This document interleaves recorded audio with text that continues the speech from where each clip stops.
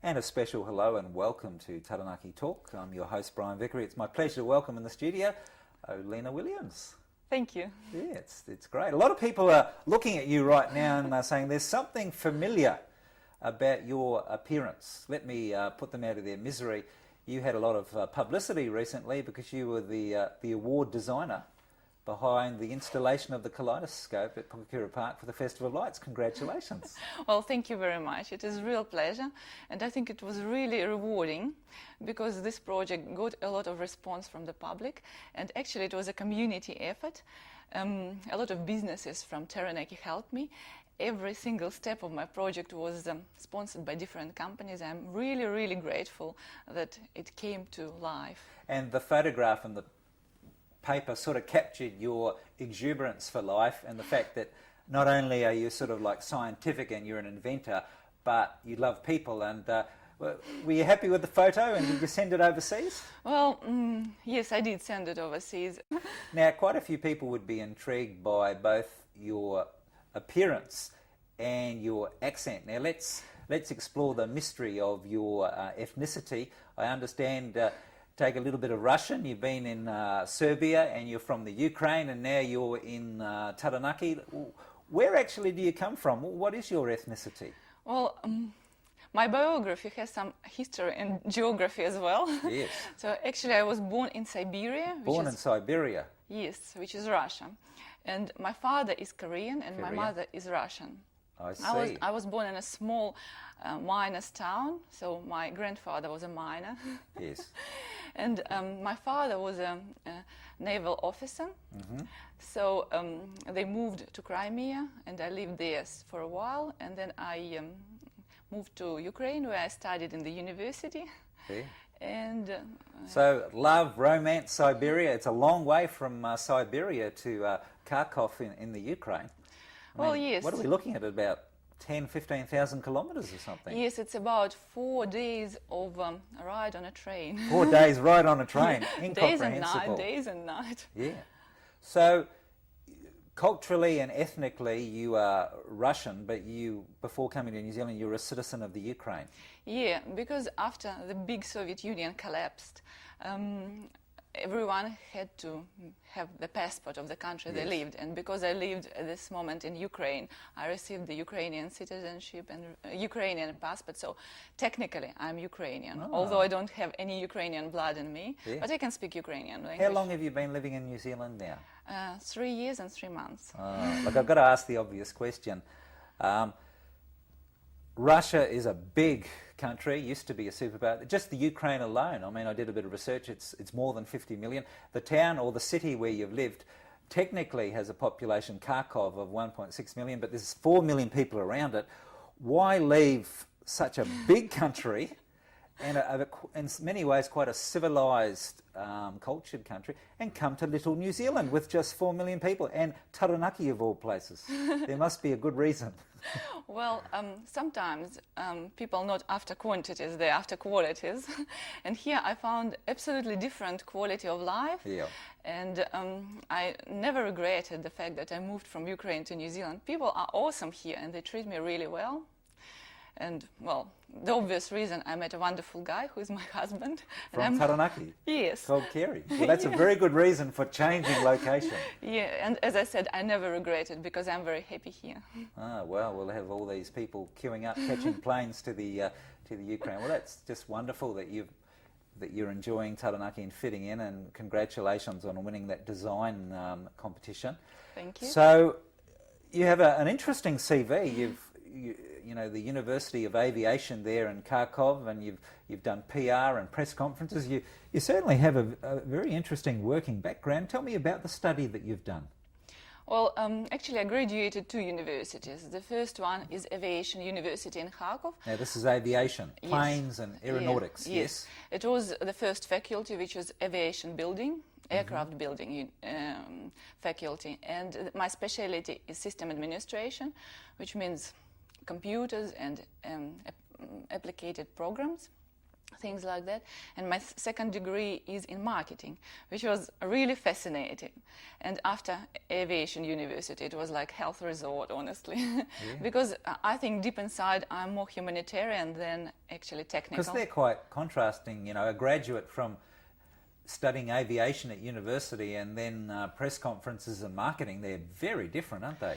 Yeah, but you know, when I started to study at the second university, I got my job the first month I became a student, and actually my first employer was one of the teachers there. So it is really, really interesting and fascinating part of human's life. It touches every area of our lives. It could be psychology, it could be literature, it could be art, it could be technical science, anything. And I think it's the most fascinating thing. Wow. Look, just getting back to your ethnicity and where you've grown up, and you know, being Russian, living in Ukraine, and the changes, it's been quite dramatic. And it's funny, it's just a coincidence. I went into the news agency today, and I'm a regular reader of this most respected current affairs magazine in the Western world, The Economist, and there's the lead story there, and there's a picture of Vladimir Putin, the leader of Russia. Don't mess with Russia. And what's the Orange Revolution in the Ukraine and the culture. It must have been, even though you came here for the best of reasons, love and resettling with Kerry, but must be a culture shock to come from the Ukraine and come to New Zealand. Well, it was very different because the city where I lived, it was a big one, and it was quite a hectic life. Means everybody is busy, everybody minds its own business. Now this is a city twice the size of Auckland. Yes. And more than 30 tertiary institutions and universities. Yes, you're right. You made very good researches, as I can see. No, I did a little bit of research. So I mean, and the culture and the subway and the trains and then the aeronautics and making tanks, and it's just seems such a full-on place. Yeah. It is very scientific and very trading, because at Soviet times it was more students per head of the population in Kharkov than in Moscow and in St. Petersburg. Yeah, well, I read that there were more than 100,000 university students in That's Kharkov. right. 100,000? That's the population of Taranaki, for crying out loud. But everything has advantages and drawbacks at the same time. So living in a big city, you have more opportunities, you have higher salary and things like that. Yeah. But people don't really care about each other, which is a sad thing. Yes. While here in Taranaki, I walk in Waitara, the place where I work, and everyone knows my name. Big contrast from Kharkov to Waitara. Yeah, But everyone you find the says people hello. friendly in Taranaki and in Waitara? They're basically sincerely interested. Yes. Which is a dramatic difference, and I can sense it. I can feel the difference. Now, I want to avoid stereotypes, especially about culture, because we have enough stereotypes about Kiwis and Australians. But many years ago, there was a pop song that went to #1 in Russia, and the young girls were saying, I want to have a boyfriend like Vladimir Putin. He's a real man, not like these Russian men who are no good, drunkards, lazy, good for nothings. A lot of bad publicity about Russian men. What's the story with Russian men? And why, people would say, why does a beautiful woman like you come here to marry a handsome Kiwi? I've seen him. He's a good guy, by the way. Everyone would love him on the panel, but he's not appearing on the program. Well, I mean, what's the story with Russian men? Well, I have two answers for this question. The first one, about Vladimir Putin. Don't believe everything that's said in mass media. It's propaganda, although you're working in mass media yourself. Yes. The second one is, there is a little bit of truth behind it, because we had a lot of wars in our countries, and we have this Stalin's time, where a lot of people were put into concentration camps and other things like that, and I believe that actually it affected our genetic bond very much. And if you will look at statistics in Russia, you will see that actually there are less men than women. And this created, because you're talking about the reign of Stalin, and I mean, I think that was from the 20s to 1953 that he died, and of course they say that anywhere from 10 to 20 million people could have perished due to his sending people to concentration camps in Siberia, collectivization, and his regime, and that was quite punishing on men. And then of course you've got the Great War, World War II, and I assume with the conflict in Afghanistan that's been bad news for men, has it? Yes, that's very right, and you're doing really good because you know the history, as I understand, and your figures are very right. A lot of people were destroyed in concentration camps, and Afghan war made a big difference because people, males who returned from this war, they actually were unable to settle down, and Yeah. it psychologically is a really bad thing. Yeah. And is the alcohol as bad as what we read Well, with Russian men? Or Ukrainian if you men? would ask people who is partying and drinking vodka, they would say that it's great. If you would look at it from the global point of view Yes. and look how it affects future generations and other things like that, it's quite a demolishing thing. Yeah. So to humorously summarise and paraphrase that wonderful explanation, Russia's loss is Kerry's gain. And he's smiling right now at the moment. That's right. And Yeah. also, I would say that we live bright lives but short lives Yeah. in Russia and Ukraine. Yeah, because just before we go to the break with about 40 seconds to go, the life expectancy actually has gone backwards. Yes, Yeah, and it was always for lower. Russian men. It was always lower than anywhere else in Yes. the world. Yeah. Yeah, it was like 55, 60 years. So the pension age in our country is 50, 55. Unbelievable when in New Zealand they want to push it back to 65. That's Yeah, right. incredible. Well, look, we'll take a break. It's a pleasure to have in the studio today Olena Williams, and we're talking about her involvement in New Zealand and where she's come from, and we'll be back with more shortly. And welcome back to Taranaki Talk, where it's my pleasure to welcome again in the studio Olena Williams. Thank And you. you were telling me you really like New Zealand, and we were just looking at some of the compares and contrasts with Russian culture and living in the Ukraine. What are some of the things you like about New Zealand and living in Taranaki? Well, everyone knows that it's very relaxing lifestyle and people care about their health. Yes. They do a lot of training, they do a lot of sports, they eat healthy and stuff like that. I really enjoy stressless lifestyle. Yeah. So do you think in some ways the New Zealand geography, because it's quite a temperate climate, we don't have extremes. I mean, you take New Plymouth, the coldest it would get would be around 0, and that's probably factoring in the wind chill factor, and it's very rare for it to be above 30 degrees. Now that's a variation within the year of no more than 30 degrees, but you go to continental Russia where you can go from minus 60 to probably up to 40 Celsius, and it can be quite a debilitating climate, can't it? Yes, that's exactly like it is in Siberia, very cold in winter and very hot in summer. But no one believes it. No one believes that Siberia has actually summer. Yeah. But my mother, for example, she lives at the Black Sea. Yes. And this is Mediterranean climate. Now that's a beautiful area It near is the Crimea. wonderful, yes. Crimea, yeah, Crimea. But of course, it was different to me when I moved to New Zealand. But I never miss Russian winter. You don't pine. You're not homesick for the cold weather at all. No, but I know some Russian ladies who think that it would be nice to have Yeah. a snow for Christmas. Now, where you're living in Kharkov, I assume it would be nowhere near as cold as the middle of Russia. I mean, how bad was the weather in Ukraine, in Kharkov? Well, there could be some days minus 20 in winter and Yes. some days plus 30 in summer. Yes. So it's quite continental. Yeah, even there, right? Okay, even though because Kharkov's still a fair way from the Caspian. Yeah. Caspian, or the Black Sea, I should say. Yeah. Yeah. Now that Crimea is a very nice area, isn't it? It's Oh, yes. famous for a lot of things. What's that? Well, it's famous first of all for its climate. It's very Yep. similar to the south of France. Oh, lovely. Yeah, very lovely. And a lot of foreigners now buy property here. Yep. And they can't own land, but they can buy property, apartment or a house. Yes. And actually, at the southern part of Crimea, a lot of Germans, English, Americans buy their properties. We've explored it from this point of view, but at the moment, it's going nowhere. Yeah. Caviar, where does that come from, geographically speaking? Is that around that area, the caviar? No, it's not. It's coming from more north of More the north. Russia. Oh, okay, because the stereotypes, we think of the vodka, we think of the caviar, and we do know that that's a lovely... Matryoshka. Yes. Well, vodka and matryoshka you can find anywhere. Yeah. You just go to the closest souvenir shop.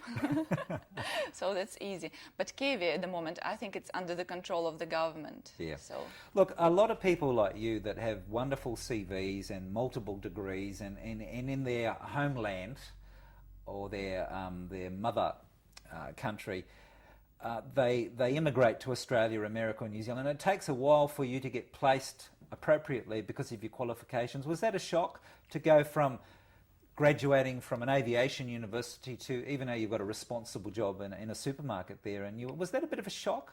Well, yes, it was quite difficult, I must admit. Yeah. I've got about 70 replies on my applications, and this negative replies. This is sending your CV across the country. Yes, 70 that's replies, true. and most of them would be Well, no. 50 were written and 20 were emails, and it was very, very depressive, I must admit. Yeah. And actually, I'm very grateful to my present employees that they took me on board, because I didn't have a job and I wanted one, because I'm this sort of person, I like working. Yeah, because I remember back in 2000 when I retrained from high school teaching, and I wanted to be a journalist, and studied masters and a couple of degrees and diplomas, and I applied to work in Woolworths as a night filler. And they treat me very suspiciously, and I'm sure they did a police check on me because they must have thought I had some criminal past. Why would this man with all these degrees want to work in a supermarket? So you're probably the most highly qualified person to work for New World, but someone's got to do it. Yes. Actually, we have 4 people working in our supermarket, and they are girls from Russia. Oh, and, lovely. Yeah. So they all have degrees and things like that, but they couldn't find a job. I think it's sort of a trend, I would say. Oh, no, wonderful. And in time, where would you like to be placed professionally in New Zealand? What would you like to do? You know, at the moment I'm quite happy, and I would like to devote my time and my life to the family. So I believe that priorities change at different stages of your life. So when I was younger, I was very ambitious, and I thought that career is everything. It was work and everything else. But now priorities change. Because that's a Kiwi value that you're talking about. I'm not sure, I don't know if we all practice it, but you ask a person in Taranaki, what's magical or special about living in Taranaki, and they'd say the lifestyle, family, having life balance, health, family, you know, core values. That's very right. Yeah. That's how people find happiness. Actually, I was doing my own researches about happiness. People need to have good health, they need to have good relations, they need to have show themselves, you know, in professional way. So, and this should come in a quite right sizes in their lives. So if it is good shares, they're happy. If it's in balance, they're unhappy. Yeah, you're going to strangle me for asking this question, but a lot of people would be watching and curious and say, look, lovely woman, we're glad it's working for you. This is great. You love our culture. You're fitting in well. You're integrating. But what do you think about rugby and the All Blacks? This is a very tricky question. Have you really embraced Kiwi culture? What do you think of rugby and the All Blacks and Dan Carter? Dan Carter is cool. so you know who Dan Carter is? Well, obviously, I read magazines as any woman. What do you make of New Zealand's love for rugby?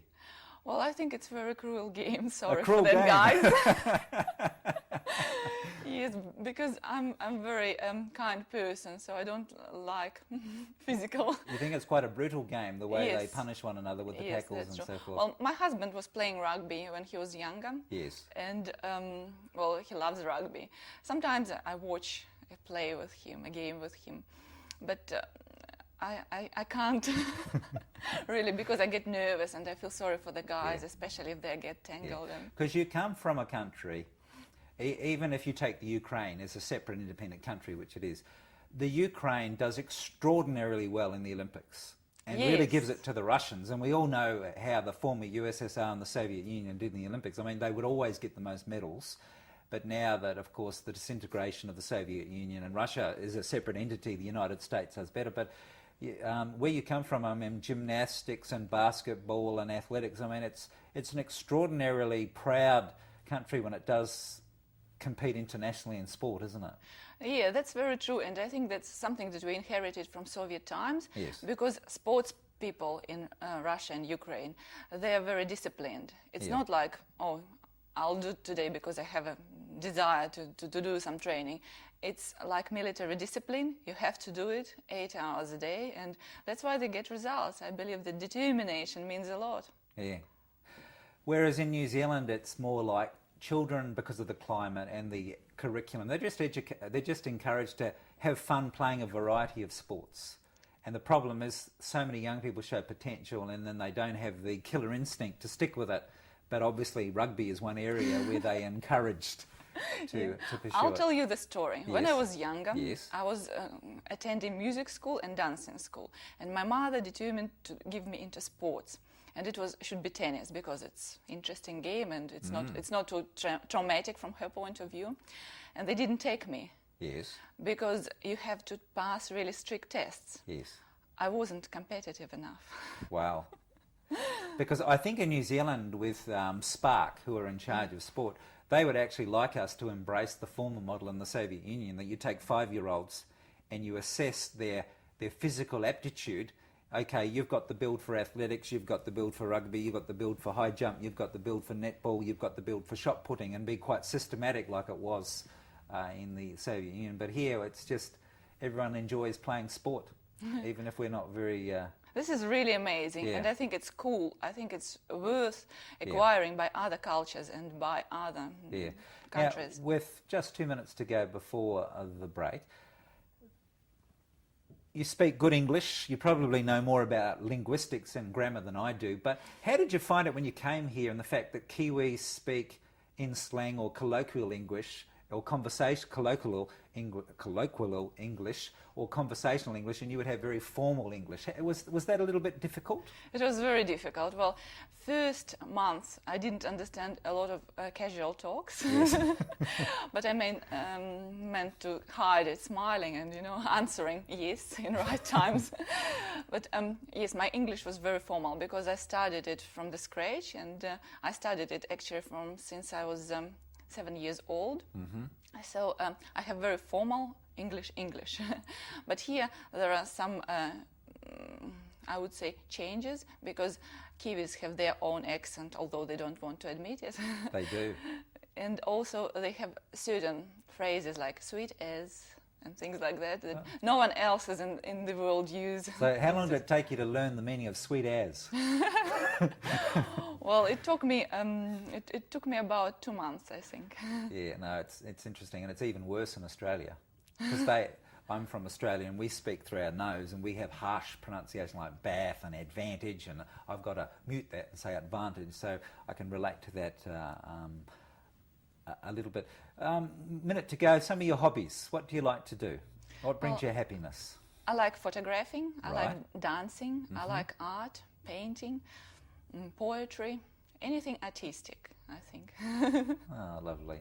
Well, look, it's just been terrific that you've been able to come in the studio and share a little bit of your passion, and congratulations on your success with the Kaleidoscope, and we really hope that you get to realise all your dreams, whether they be in your relationship, with your family, and your career, and congratulations, and thank you for coming on the program. It's been a pleasure. My guest has been Olena Williams, and you've been watching The Talk of Taranaki. I'm Bryan Vickery, and we look forward to meeting you again.